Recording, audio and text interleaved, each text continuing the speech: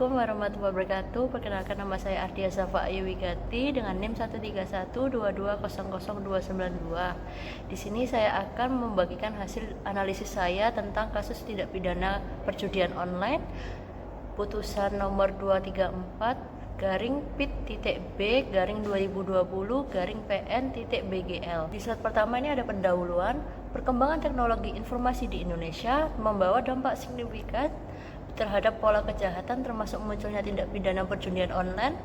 Salah satu kasus yang menjadi perhatian adalah perkara Denny Saputra bin Suryadi di Pengadilan Negeri Bengkulu yang diputus melalui putusan nomor 234 garing PIT.B garing 2020 garing PN.BGL.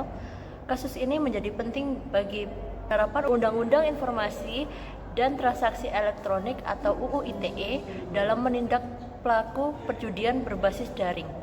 Analisis ini bertujuan menguraikan secara komprehensif aspek yuridis, fakta persidangan, pertimbangan hakim, dan implikasi hukum dari putusan tersebut. Lalu di sini ada kronologi perkara. Kasus bermula dari pelaporan masyarakat 5 Maret 2020 terkait aktivitas perjudian togel online di wilayah Kota Bengkulu. Aparat kepolisian melakukan penggerebekan rumah terdakwa Denny Saputra dan melakukan bukti aktivitas perjudian online melalui situs www.dewatoget.com. Terdakwa berperan sebagai operator, menerima titipan taruhan dari pemain, menginput data ke situs, dan melakukan transaksi ke rekening bandar. Barang bukti yang disita antara lain buku tabungan, ATM, beberapa unit handphone, SIM card, serta screenshot akun judi online dengan username Surya123. Lalu di sini ada unsur dan dakwaan. Terdakwa didakwa melanggar pasal 45 ayat 2 junto pasal 27 ayat 2 Undang-Undang Nomor 19 Tahun 2016 tentang perubahan atas UU ITE yang mengatur larangan distribusi, transmisi, dan akses informasi elektronik bermuatan perjudian. Dakwaan menyebutkan terdakwa secara sengaja dan tanpa hak mendistribusikan serta membuat dapat mengakses informasi elektronik bermuatan perjudian melalui media daring. Lalu di sini ada fakta persidangan. Fakta persidangan menunjukkan bahwa pertama, terdakwa mengelola akun judi online, menerima dan menginput angka taruhan dari pemain, lalu mentransferkan dana ke rekening bandar atas nama Siti Zubaida dan Raka Ilham Saputra atau DPO. Yang kedua, terdakwa menggunakan beberapa perangkat elektronik untuk mengelola transaksi dan komunikasi dengan pemain. Yang ketiga, barang bukti elektronik dan dokumen perbankan mendukung keterlibatnya terdakwa sebagai operator perjudi online. Yang terakhir, terdakwa mengakui seluruh perbuatan dan bersikap kooperatif selama persidangan.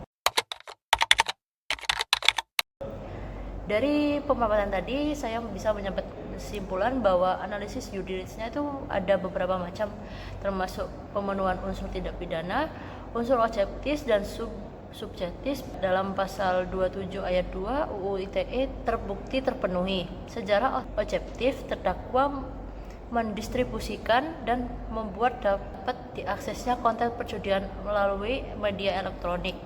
Secara subjektif, terdakwa melakukan perbuatan tersebut dengan sadar dan sengaja, terbukti dari pengakuan dari dan alat bukti elektronik yang disita.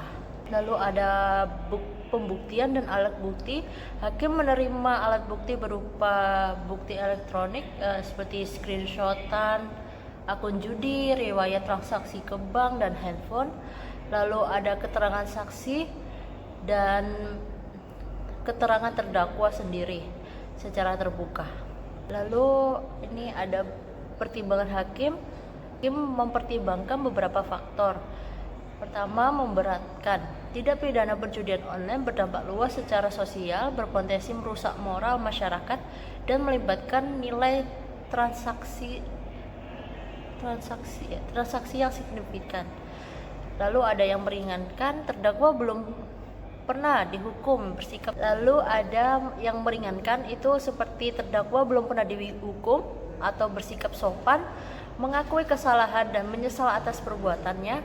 Lalu ada proporsionalitas sanksi yaitu pidana penjara 10 bulan dan denda 5 juta yang dianggap sepadan dengan peran terdakwa sebagai operator. Kesimpulan dari analisis saya terhadap putusan PN Bengkulu nomor 234-B/2020-PN-BGL menjadi contoh konkret penerapan UU ITE dalam penindakan pelaku judi online. Seluruh unsur tidak pidana terbukti secara sah dan meyakinkan, dan saksi dijatuhkan dengan pertimbangan aspek keadilan dan proporsionalitas.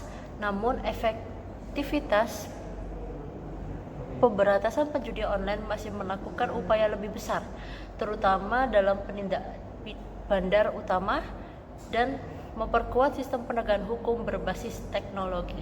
Sekian, terima kasih. Wassalamualaikum warahmatullahi wabarakatuh.